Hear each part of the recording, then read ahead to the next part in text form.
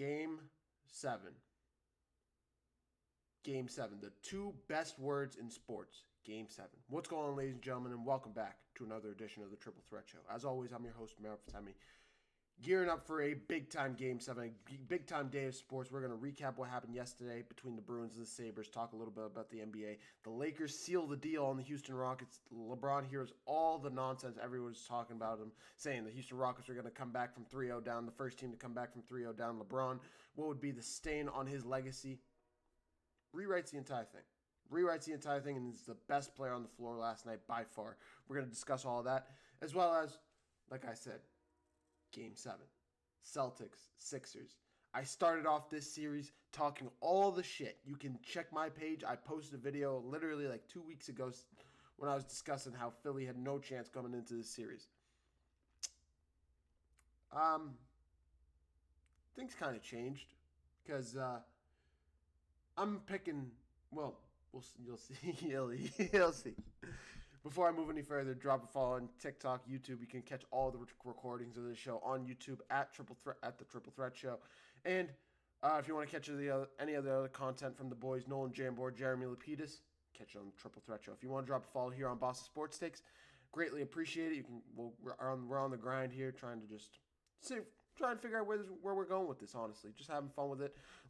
A 22-year-old kid living out his dream as a sportscaster. That's all it is every single day. But let's get right into it. And I'm going to start with the Celtics. I'm starting with the Boston Celtics. There's nowhere else to start than Game 7. The two best words in sports, Celtics-Sixers.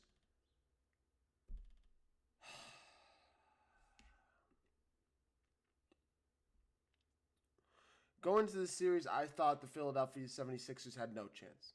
Going into the series, I thought the Celtics were going to go out there and sweep the Sixers. Maybe beat them in 5. They should have beaten them in 5. They should have gone out there in Game 5 and sealed the deal. Instead, in the last 8 quarters, they've given up a 20-point lead, and they've gotten embarrassed on the road, and the Sixers have forced a Game 7. On top of all of that, Jason Tatum is now downgraded to questionable today with knee stiffness. First, originally in Game 6, it was a calf injury. Now it's knee stiffness. Nobody knows what the hell is going on. Nobody knows what's going on with Jason Tatum. But I don't even think he's not even the best player on the floor. He does not need the best player on the floor in today's game has to be Jaylen Brown. The leader of the team. The guy that brought the Celtics where they got them this entire season. The guy that brought this team to 55 wins. Joe Mazzulla needs to go back to his roots this year. Going back to his bench, going back to his role players, and they need to stop hunting mismatches. Before I get into my picks of this game, I want to lay out the strategy for the Celtics. Because when I get into the game picks of the day, I'm going to get into the future of the Celtics, what comes next, and dive into a little bit of the offseason. Because there are wrinkles to this. If the Boston Celtics lose to the Philadelphia 76ers today, it will be cataclysmic for Celtics fans, for the Celtics organization, for what we expect the Celtics team to be in the next couple of years. It is going to change the course of what to expect from the Celtics. I'm talking bye-bye Jason Tatum. The Jays will be split apart if the Celtics lose this game today. Joe Mazzulla will most likely be, well, not most likely, but will be likely out of a job as Celtics head coach. A guy that won 50-plus games multiple times this year. Oh, he won 50-plus games multiple times this year. Why is he going to be out of a job? Because he hasn't done anything. Because every time there's expectations on the board that a team's supposed to go out there and win, going from last year when they played the Knicks to this year now against the Sixers. Nothing changes. This is a Celtics team that is consistently hunting mismatches instead of playing clean, cohesive basketball. Instead of going out there playing good, clean, flowing offense, it's the Sixers. They're hunting mismatches, hunting Tyrese Maxey, trying to get around Paul George and Joel Embiid, while the Sixers are doing the exact opposite.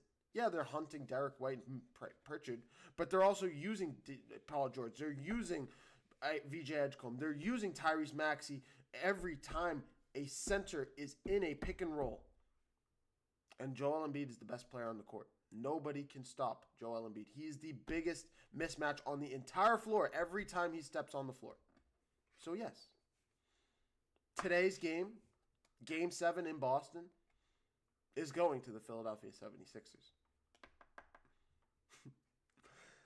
And today will most likely be the last day with Jason Tatum and Jaylen Brown in a Celtics uniform together. I'm telling you, this is today. I'm wearing a Celtics sweatshirt because do I want it to happen? No. Do I want this team to go down as am I ready for this team to be a memory? No. But I'm also a real person. I'm a realist. I'm a person that believes in truth and that understands what can happen when shit goes wrong. And shit can go really bad this game. The Philadelphia 76ers haven't beaten the Celtics in a playoff series in 43 years. Since 1982. The Philadelphia 76ers have no business even being in this series. This series should have been done in 5 games. Yeah, VJ Edgecombe won him a game in Game 2. I gave the Celtics a pass. I said, it's okay. VJ Edgecombe did that. It's done. Game 3, Celtics, Jason Tatum hits a step-back 3, ices the game. Pass. That made up for it. Game 4, Peyton Pritchard. Game 5, they're up by 20 points in the first half. You blow a 20-point lead. Game 6, you get embarrassed in Philly. No. Those are 2 things I don't give a pass to. And going into today's game, now with Jason Tatum on the injury block, after what we saw today, or after what we saw in Game 6 with how the offense looked, with how the second unit came out there and had more poise, more hustle, more effort than the first unit, than the starters.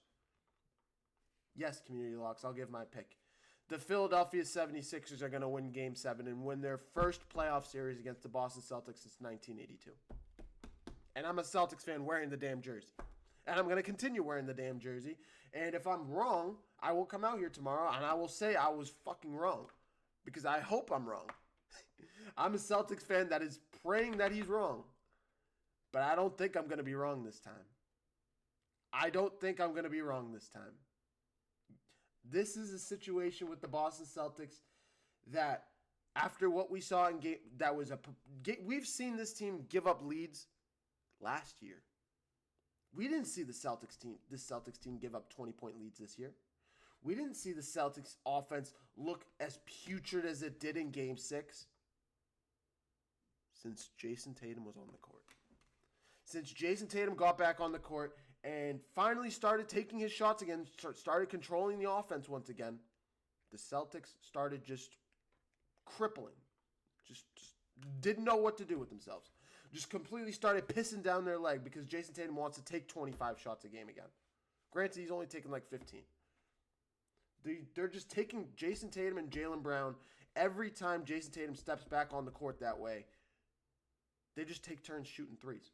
They take turns hunting mismatches. They don't go back to their roots of playing good defense, of hunting ball screens, of trying to use Peyton Pritchard on the off screen, trying to get Baylor Shireman involved, trying to get their bench involved.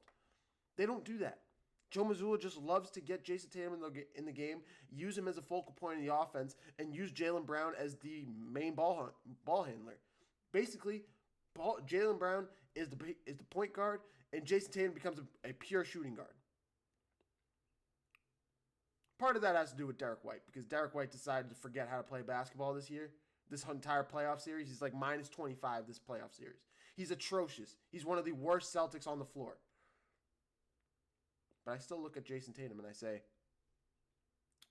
why is this suddenly happening the second you get back on the court? Why is this suddenly happening the second you want to be a focal point of the offense again? Versus what the team was looking like through 80 games and through, honestly, Game 1, Game 2, and Game 3. The first 3 games of this series, honestly, I think Game 3 is when it started because that's when Jason Tatum went back to just trying to be Mr. Clutch and trying to play hero ball versus trying to just play clean, flowing offense, which is what the Celtics team is supposed to be, playing hustle defense, playing flowing offense, and playing good basketball in general. The Philadelphia 76ers are most likely going to win this game. They're my pick. Do I want them to win? Hell no. because the best thing to do as a Celtics fan is troll all Sixers fans because they can't beat us. Philly cannot beat us. New York will hear it because the Knicks, not the Yankees, the Knicks, because the Knicks are finally good at basketball for the first time in like 50 years. We'll take it from them. But Philly, hell no. We beat them every single time. We bring up Game 7 in 2023 because it's funny. We bring up 2021 when we swept them because it's funny. Or whatever it was, 2022, 2021, I can't remember. We've beaten them like 7 straight series. We haven't lost to them in a playoff series since 1982. And it's funny to troll them. Every Celtics fan knows this. Nothing else is better than trolling a Philly fan. But this is the first time we're going to get trolled back. This is the first time that we have to hear it from them, and it's valid. Because they outplayed us in Game 5. Because they outplayed us in Game 6. And they're showing up in TD Garden with every bit of momentum and every bit of poise with a damn good head coach in Nick Nurse ready to beat the Celtics and break the curse that they haven't beaten us since 1982. Valid if they win. It's not about if they win anymore, Jacob. And you're right. If. But they've already beaten us twice. And they've already shown us that they can go out there and out-hustle us on every single possession. They did it in Game 6. They did it in the second half of Game 5. And they're bringing all of that momentum with them back into a Game 7. If the Celtics have a poor shooting night, if they don't go back into their main stretch of basketball when they play good defense and focus on the defense instead of just purely focusing on just shooting threes and just trying to hunt mismatches with Jaylen Brown and Jason Tatum, with Jaylen Brown hucking up 26 shots and Tatum hucking up 15 shots, 20 shots. If they go back to that, then they're cooked. Because Philly is too good. Because Philly has guys that will play the clean basketball. Because Paul George will play like a shooting guard that's pick and pop three. Because Tyrese Maxey can get around ball screens and get downhill really quickly and is one of the best point guards in the league at this point.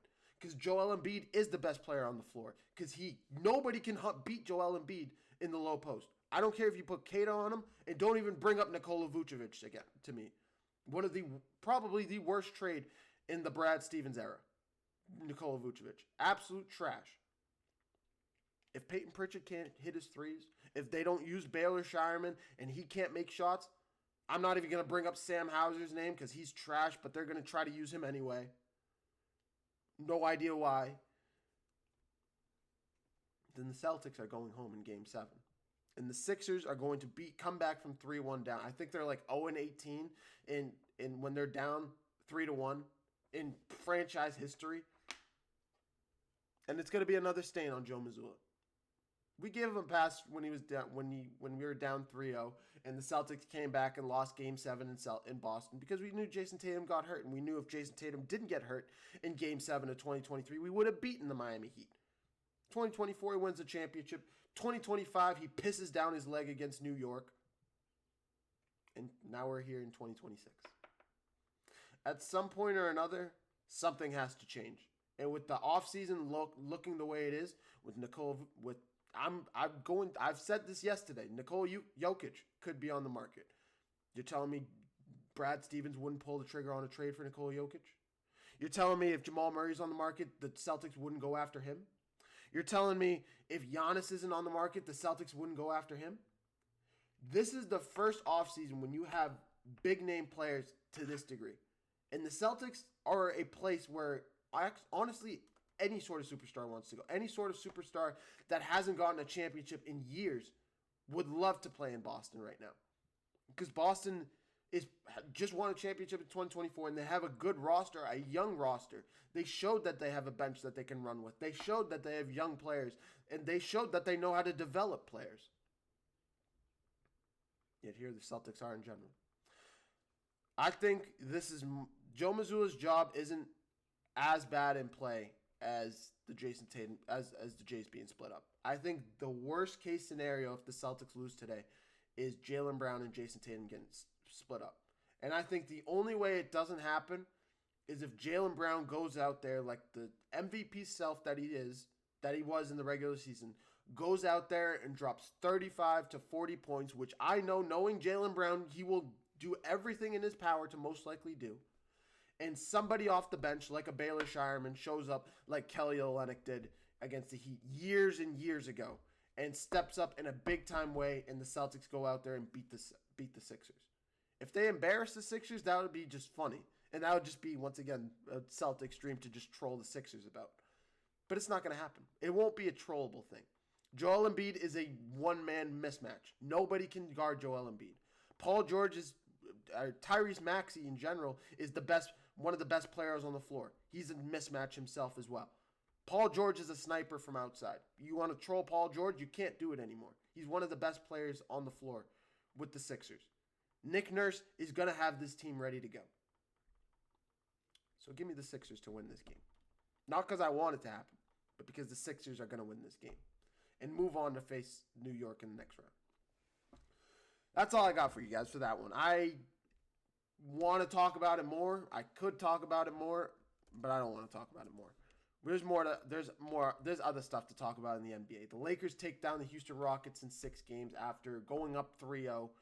After what LeBron did last night. I'm not one of those people that says the GOAT debate is over. I think if LeBron wins a championship, I'm saying if LeBron goes as far as to beat the Oklahoma City Thunder in the next round, then I'll say that he's the GOAT. Then I'm ready to say that at a 42-year age with Luka Doncic off the court, even if Luka comes back, then I'll be fine and ready to say that LeBron is the GOAT if he goes out there to do that. But LeBron's not going to do that because OKC's too good. So Oklahoma City's probably going to beat the Lakers in 5 without Luka. And if Luka comes back, maybe 6 or 7. Maybe it'll push to a 7th game. Probably 6. OKC wins.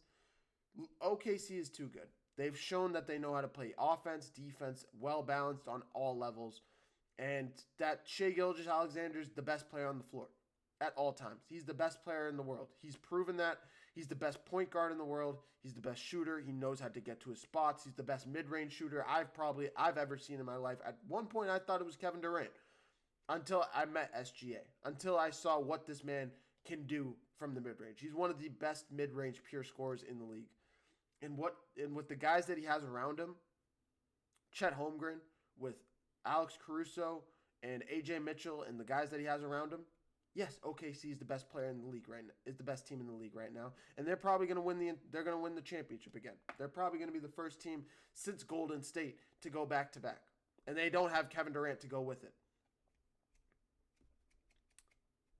That's just who the Oklahoma City Thunder are. I'm not going to get into the foul baiting stuff because we can talk about that when we preview the Lakers and the Thunder. That's not what we're doing right now. We are recapping the Lakers and the Rockets right now. And when they're talking about that, you have to give LeBron his credit. The way he played last night in Game 6 in Houston, the way the Lakers went out and thumped the Rockets to start the game. They were up like 38-18 to start the game. They were up 65-42 going into the third quarter. They just went out there and just played phenomenal defense on the Rockets, suffocating defense on the Rockets. Nobody on the Rockets could get going. Jabari Smith Jr. forgot how to shoot the 3 again. 1 of 6 from 3, 3 of 11 from the field. Alperen Şengün, 17 and 11. Probably the most overrated center in the league at this point. At one point, I thought he was the most underrated center in the league. But without a point guard, when this guy is just sitting there on an island with no point guard playing like he's Giannis, he's not Giannis. He gets his help. He's like a Karl Malone-esque guy because he needs John Stockton with him to be great. He does. He needs somebody like that to lob the ball up to be able to give him lanes to shoot and play. He's not the best defender in the league either. That does not help his case.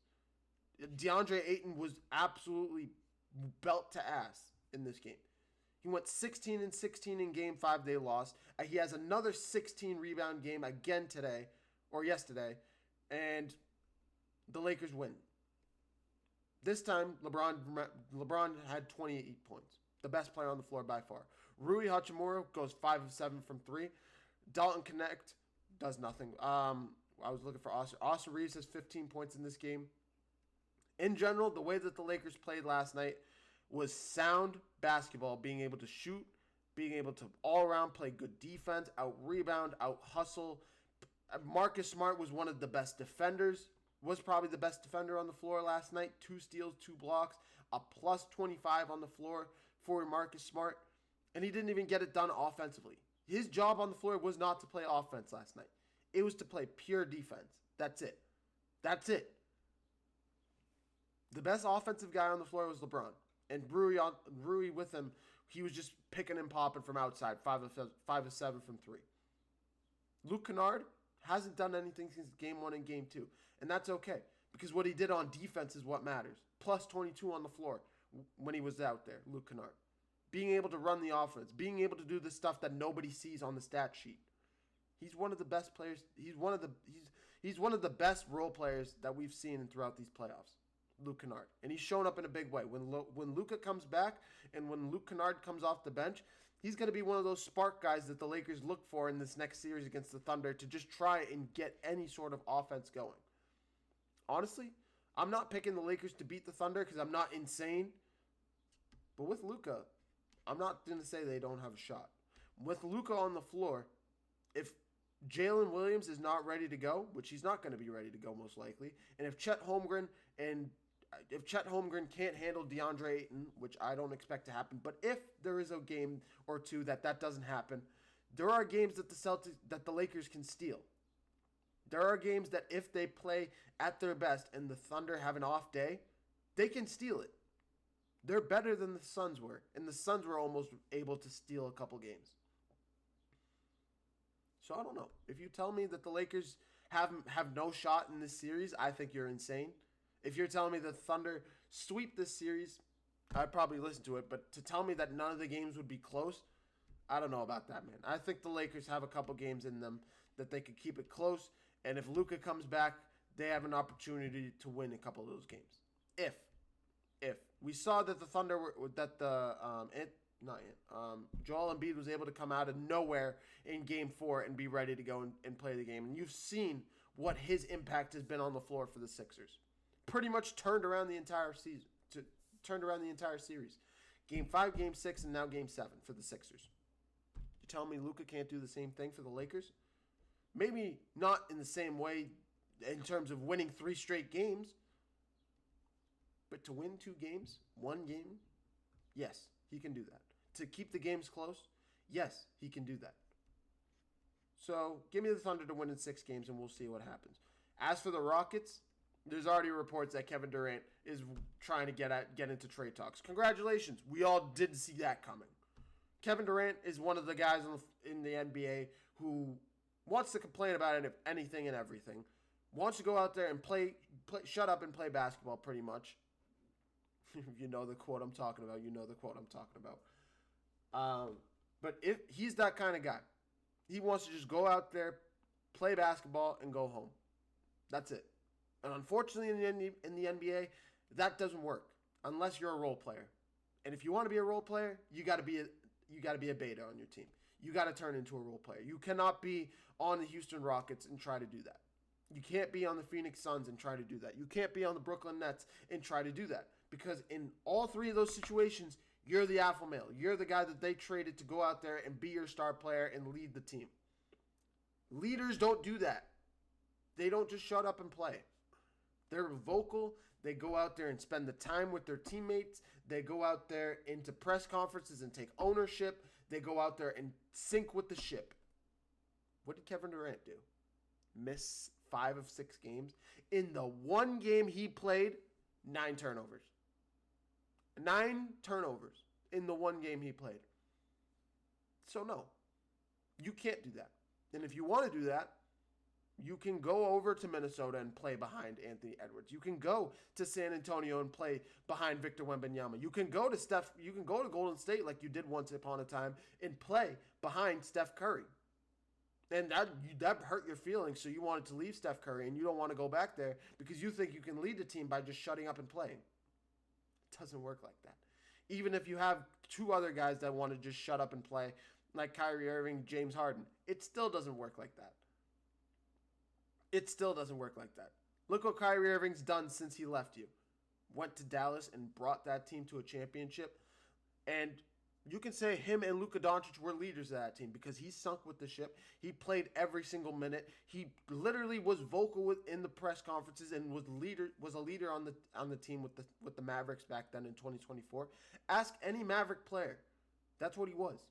Even when he was with the Celtics before that last year, even in that last year, before you corrupted him, Kyrie Irving was trying to bring the Celtics to championship. Maybe he didn't do it in the best way. Maybe the experiment failed in Boston, but we didn't hate him when he was in Boston. We hated him when he left Boston. So, yeah, Kevin Durant, stop being a poison and just retire. That's my only thing to say to Kevin Durant.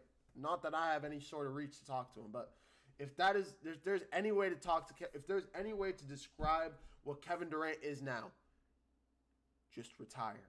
Because you consistently are trying to championship hunt by just going to teams and trying to rebuild their team when the Houston Rockets could have been better with Jalen Green this year. When the Houston Rockets could have been better, when the Brooklyn Nets could have been better. Maybe not Brooklyn, but Phoenix definitely has been better without you. With you, they missed the playoffs. Without you, they've now gone to the playoff. They beat the Clippers in the play-in game. They fought their way into the playoffs. They almost win a couple games against the Thunder.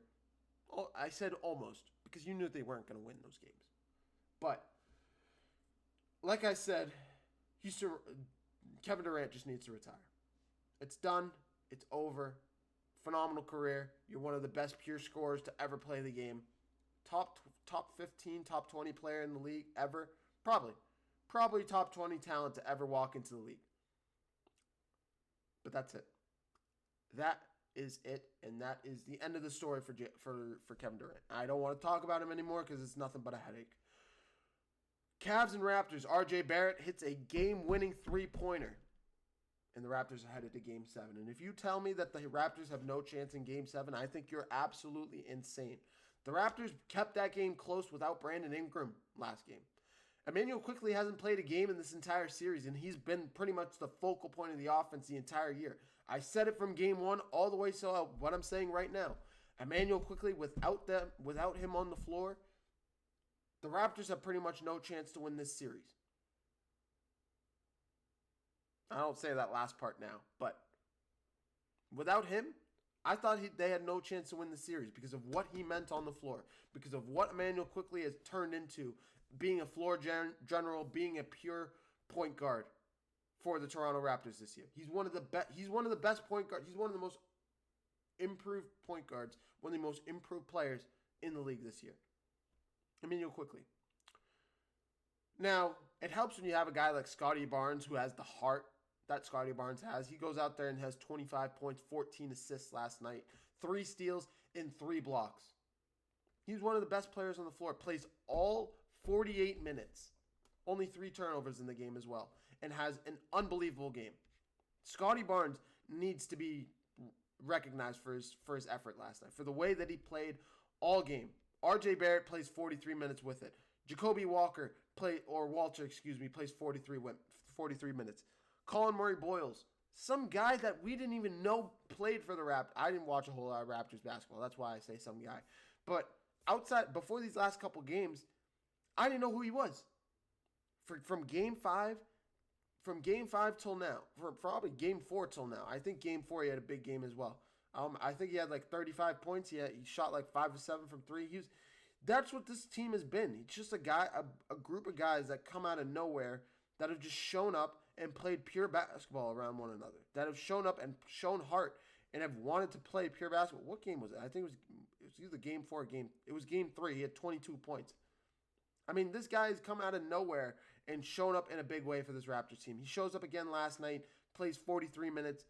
I think he had 20 points. He had 17 points last night, excuse me. And all the way around, 2 steals, 3 blocks, playing phenomenal defense all game long. Being able to hold Donovan Mitchell 2 of 10 from 3, 11 of 26 from the field. Donovan Mitchell is a closer. He's going to go out there and do everything in his power to win this series and close it out in Toronto. James Harden, 5 of 14 from the field. Once again, we're looking at James Harden for blowing a lead, going up 3-2 in a series, and could be losing another Game 7. I think it would be his third Game 7 he would have blown now. Maybe his fourth, actually. If the Cleveland Cavaliers lose this series, bye-bye Donovan Mitchell. Donovan Mitchell was already out the door. You want to avoid Boston in the first round, so you want to tank games, go to the 5 seed, sure, or go to the 4 seed. Sure. You had an opportunity to catch the Knicks. You want to fall to 4. Sure. Fine. You want to avoid Boston. You want to get Detroit in the second round. Get Boston in the conference finals. Sure. All right. Do that. But how about you beat Toronto in the first round? How about it? I don't think Cleveland could beat anybody in the first round this series. Maybe they could have beaten Philly, but even if I don't think they could beat Philly. I don't think they wouldn't beat Orlando. They wouldn't beat Atlanta. They wouldn't beat Toronto, clearly, unless they win Game 7. I don't even think they'll... I'm picking Toronto to win Game 7. I'm picking Toronto to win Game 7. I expect Brandon Ingram to be back on the floor. I expect Scotty Barnes to play another 48-minute game and play his heart out on the floor. Maybe Emmanuel Quickley is back. I don't know for sure, but we'll have to see with his injury status. He's going to do everything to be back on the floor for that game. This Raptors team is playing with heart and house money right now. They have no business being even in this situation. They were down 2-0. They win 2 games at home. They lose Game 5. Come back, win Game 6 due to an R.J. Barrett game-winning shot without their second best player and best player or probably second and third best players on the floor. Emmanuel Quickley and Brandon Ingram. And you're telling me this is going to a Game 7? Tomorrow, this is going to be a phenomenal Game 7 when it happens. I can't wait to see it. The Raptors are probably going to win it, and I'm picking them to win it. I'll preview that game tomorrow when I come back here. Other than that, the only other game that there is to talk about is the Pistons and the Magic. And I waited till last to talk about it because that game is shit. The Magic go 45 minutes of real time, not game time. 45 minutes of real time without scoring a single point. Without scoring a single basket. 24 minutes of game time. 0 points. You missed 24 straight shots. Don't clip that. Zero points. I think they were up by 20 in that game as well. They were up like 64-38. Blow that lead. And now the Orlando Magic are trying to go back to Detroit to win a Game 7. It's it. That's it, man. Jamal Mosley, you had an opportunity to keep your job. Pissed it down your leg. And the Orlando Magic are going to be headed home in Game 7. After going up 3-1, after everything that you heard from 2003, when you were up in this same situation, up 3-1 against the Detroit Pistons in 2003, you blew that series, you have another opportunity to blow it. This is an Orlando Magic team that was playing with house money, an 8 seed going up against a 1 seed that could make history again. The only other team since like 2012, I think it was Miami in 2023 and Philly in 2012. Those are the only 2 8 seeds until you go back into the 1900s that actually beat a 1 seed. And Orlando had an opportunity to do that. They could have closed it out. They were up by 27 points. And now you're looking at Cade Cunningham coming back to Detroit. You're looking at Asher Thompson and Duncan Robinson, the way that they were able to shoot the ball late in that game to come back. Tobias Harris, who's a closer, who's been there, who has experience. This might be a Detroit Pistons team that has no chance in the second round, but I'd be damned if I said that they have no chance to win Game 7. They're going to be back in Detroit on their home floor. Magic might be without Franz Wagner, and you've seen what Orlando looks like without Franz Wagner. Yes, Paulo Banchero scored 45 points in Game 5, and he was like 6 of 11 from 3. You know what he shot last night? You know what Paulo shot last night? 4 of 20 from the field. 0 of 9 from 3. He had 17 points and 10 rebounds. Congratulations. -8 on the floor. Wendell Carter Jr. has been neutralized since Game 5. Since probably Game 4 was his last big game. He's been neutralized since Game 5. And nobody else can get it going. Anthony Black had 21 points in Game 5, has 8 points in Game 6. Nobody else can get it going. Desmond Bane, the guy that they devoted their future to. 3-9 shooting the three, 7 of 18 from the field, minus 27 on the floor. This is the Orlando Magic team that we're talking about. Do they have a chance in Game 7 if they have Franz back? I'll give them a shot. I'll give them a chance. Am I picking them? Hell no. On the road as a young team going up against Detroit? Hell no. No. Cade Cunningham's going to show up and drop 40, the MVP candidate that he is, and the team's going to play all the way around. They're going to rally around Cade and win Game 7. The only way that it doesn't happen is if Paolo, Desmond Bane, and Franz Wagner show up together as a big three with the rest of their group around them, and Jalen Suggs and Wendell Carter Jr., those two guys specifically, show up and play clean basketball, go for 10-plus points. Desmond and Franz can go for 20 each apiece. If Paolo goes for 20, congratulations. That'll help even more. Then Orlando can win because Cade's a one-man wrecking crew. That's what you did in Game 1, Game 3, and Game 4. You can even bring up Game 2. Actually, no, you can't bring up Game 2 because they went on like a 33-3 run. But this is what we're talking about with the Orlando Magic. They have cold streaks. Orlando has cold streaks, and they struggle big time when they go on cold streaks. They can't score points. They crumble defensively. Their effort goes down. Their poise goes down, and they don't have a coach that can keep that. They have a coach that can make a game plan, but they don't have a coach that can keep a pulse of the locker room. And that's probably the biggest reason why Jamal Mosley is gone. That's probably the biggest reason why Jamal Mosley is going to get fired. Regardless of if they win Game 7, unless maybe they can go ahead and win the second round if they play Toronto or if they play Cleveland. If they can win that series, maybe he keeps his job. Maybe we can ignore what happened in Game 6 last night. But even then, I don't think you can ignore a 27-point deficit or 27-point lead, blowing a 27-point lead on your home floor in a closeout game after being up 3-1. I just don't know. I don't know. We'll see. Game 7 is tomorrow, 3:30. I'll be back tomorrow to preview that one. I think that should do it. I talked about the Timberwolves and Nuggets yesterday. I'm not talking about it again.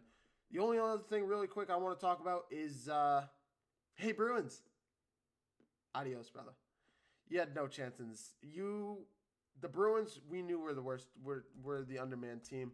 A lot of Sabres. The only reason we thought the Bruins had a chance to win this series is because of the experience that the Sabres had. The only reason we thought the Bruins had an opportunity to win this series is because of the physicality that they brought to the table. The Sabres went through all that. The Sabres went out there and dealt with all of that, pushed through it, and their talent is what won this series. Zach Benson was the best player on the ice last night. I mean, Zach Benson torched the Boston Bruins last night. Absolutely torched them. Alex Tuck has been phenomenal this entire series. He's had like 3 or 4 goals this year. This series.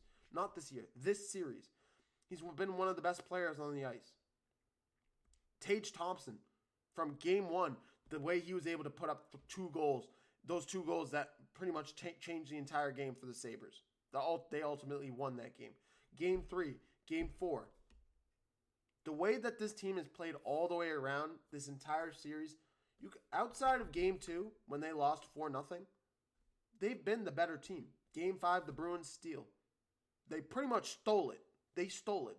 David Pastrnak hit the same move that he hit against the Toronto Maple Leafs, hit that inside-outside cross, and just puts it past the goalie. Literally the exact same move he made against Stolars against the Maple Leafs. David Pastrnak showed up last night too. He scored a goal in that game. But outside of that game, outside of these 2 games, Game 5 and Game 6, where has David Pastrnak been? He's done nothing. Hampus Lindholm hasn't done a whole lot this series. The Bruins' offense looked like a shell of itself. Morgan Geekie has not done anything outside of Game 1. And even if you bring up Game 1, he missed a wide open net. You know, if you hit that wide open net, we would be looking at Game 7 right now back in Boston. But we're not looking at that right now. We're not looking at that. Because right now we're looking at a 4-2 season loss where Mark Sturm is probably gone. Hopefully, pray to God, Don Sweeney is gone. But he won't be because Don Sweeney is pretty much the I'm not going to say that name. I'm going to say just a tyrannical leader. I was going to say another name, but I'm not going to say that name. He just wants to rule the team with an iron fist. Doesn't want to pay players. Doesn't want to bring players back. He trades Brad Marchand out of nowhere. Hopefully he makes the decision. I think the Bruins team needs to make some change. I think they trade Charlie McAvoy. If they trade anybody this year, unfortunately, Charlie McAvoy had a good run with the Bruins, but outside of his leadership in the locker room, on the ice, unfortunately in big game situations, he's just a poor defenseman. He showed it throughout this series. He showed it last night. Zach Benson gave him the business all game long and talked that trash. He talked the trash and walked the fucking trash. I don't even know. I don't know what I'm saying, but the Sabres were the best team in this series. The Bruins get absolutely wiped.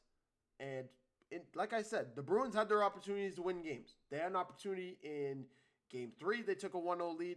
They pretty much give up 3 goals straight. In Game 1, obviously, we know they went up 2-0 in that game, and the Sabres came back and won that game. They came back in the final 7 minutes. We don't need to go back there. But we knew out from the get-go after Game 1, the Bruins weren't going to win this series. After Game 1, we knew it was over. Game 4, they get blown out 6-1. Yeah, the Sabres got blown out on their home ice too. They got blown out like 4-0. But so games like that happen. But the Sabres outplayed us through and through all the way around. Throughout this entire series, they outplayed us. They outplayed us maybe not every single game, but they outplayed us to win 4 out of 6 games. That's the best way to say it. The Lightning beat the Canadiens yesterday. They send this series back to Tampa, and honestly, that series has been insane. 4 overtime games out of 6 so far. I'm still picking Montreal to win this series. They have the young talent to do it, but if there's a leader, if you're going to bring the leadership into question, Tampa has all of it. Brandon Point has all the leadership. Kucherov is still there. Vasilevsky is still there. Brandon Hagel is still there. This team is playing like a well-oiled. Ryan McDonough is still there. They have so many veterans everywhere you look across this team. They should beat the Canadiens. But I think the Canadiens just are hungrier. I think the Canadiens are an all-around more talented team. They've outplayed them in a lot of games. The Lightning have stole a couple games. They've come back and won games. That's why I'm saying this is a 50-50 game. This is going to be a 50-50 entertaining Game 7 tomorrow night. But I'm picking the Canadiens to win it. Game 1 of the second round tips off tonight with the Flyers and the Hurricanes. Flyers going to Carolina. That means the Hurricanes are winning. The Hurricanes have been the best road team, or home team, in the NHL for the last 4 years. They're one of the best home teams in general. I'm picking the Hurricanes to win Game 1 against a young Philadelphia Flyers squad. I'm not saying the Flyers don't have an opportunity to steal Game 1. They're well rested. Both of these teams are well rested. They haven't played a game. The Flyers haven't played a game since Wednesday. And Hurricanes, when was the last time the Hurricanes played? The Hurricanes haven't played a game since Saturday. So it's been pretty much a week since the Hurricanes played a game. Could they bring some rust into the game? Possibly. The Flyers did almost blow a 3-0 lead. They could have been. They could be looking at a game. They could have been looking at a Game 7 back in Pittsburgh. Instead, they sealed the deal in Game 6. So you got to give them credit where credit is due. The Flyers have players. They have a lot of heart. Their goalie Vladar is one of the best goalies in this playoffs. The Flyers are going to take it to the Hurricanes. The Hurricanes are not going to look at the Flyers like they looked at the Senators. If they do, they're going to be in big trouble because the Flyers are much better than the Senators were. Offensively, defensively, goaltending, the Flyers are an all-around well-rested, maybe not well-rested, but well-balanced team. All-around well-balanced team. So, give me the Hurricanes to win this series in 6 games. But I have the Hurricanes winning Game 1, but don't be shocked if Flyers win today. That's all I got to say with that one. Vegas closes out Utah. Finally. Utah gave them a run for their money. Utah is a young team. They almost won Game 4, almost won Game 5. They were literally up Game 5 with a minute and a half to play. What does Vegas do? Classic Vegas with leadership. Goes out there, ties the game, wins it in double overtime. I think Game 4 was also a double overtime, or there was another double overtime win in this series. I mean, This series was just ping pong all the way through. Vegas was up 3-0 in game 4 actually. Utah comes back, ties the game at 4-4 apiece going into overtime. Vegas ultimately won in overtime. But that's what I'm talking about. With their leadership in overtime, that's what Vegas is. I said Vegas was going to win this series in 6 games to start. I went back and forth with them in Utah in 6 games. It did end up in 6 games, but my original pick was right with Vegas. I'm not saying I was right. I'm just saying my original pick was right. That doesn't mean I was right because I made no official pick. If you want me to give official picks for this series between the Flyers and Hurricanes, Hurricanes in 6. Wild and Avalanche, Avalanche in 6. Maybe 7, but probably 6. Avalanche win that series. But we'll preview that series tomorrow. Game 1 of that series faces off tomorrow. That's all I got for you guys. NBA, NHL, all action. I got to head to work. I'm about to pass out. Some of these shows just end up like that. I just babble for so fucking long. But yeah. Thank you guys so much for watching. I'll catch you guys tomorrow, all right? Peace. Shit, let me stop this first.